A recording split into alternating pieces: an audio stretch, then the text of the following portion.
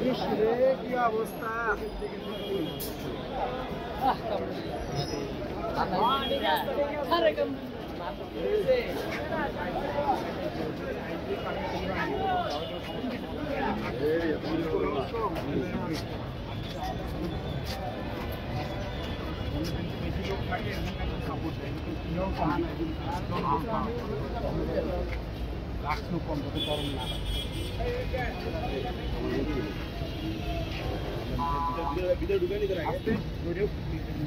মাথায় লাগবে উপরে উপরে উপরে মাথায় লাগবে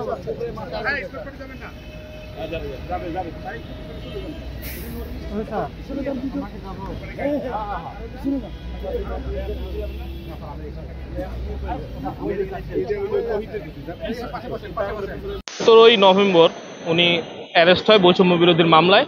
এরপরে আজকে 25 মে 2025-এ আজকে ওনার দুদকের একটা মামলা ছিল।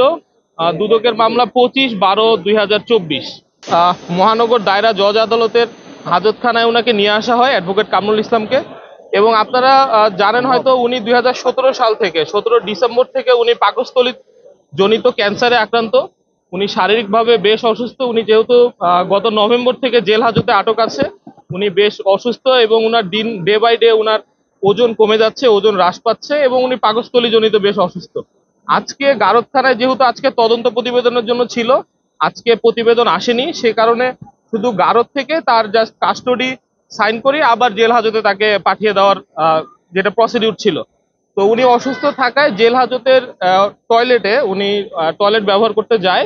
সেখানে উনি পড়ে গিয়ে মাথায় গুরুতর আঘাত পায় এবং পরবর্তীতে আজকে যারা এখানে ডিসি প্রসিকিউশন সহ যারা কোর্ট পুলিশ, এদের সার্বিক সহযোগিতায় উনাকে প্রাথমিক একটা ট্রিটমেন্ট দেওয়া হয়। এরপরে উনাকে জেলখানায় কারা হাসপাতালে প্রেরণ করে। কিছুক্ষণ আগেই উনাকে কেরানীগঞ্জ কেন্দ্রীয় কারাগারের কারা হাসপাতালে উনাকে নিয়ে যাওয়া হয় এখান থেকে প্রাথমিক চিকিৎসা দিয়ে। আর উনি অনেক খোঁড়ায় খোঁড়ায় হেঁটে গিয়েছে গাড়ি পর্যন্ত।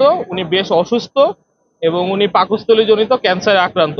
এইটা উনাকে আজকে আনা হয়েছে দুদক সম্মিলিত ঢাকা যেটা জেলা কার্যালয় সজেকা ঢাকা 1 25/12/2024 এই মামলায় আজকে উনাকে আজকে ধার্য তারিখ ছিল, এই কারণে উনাকে আনা হয়।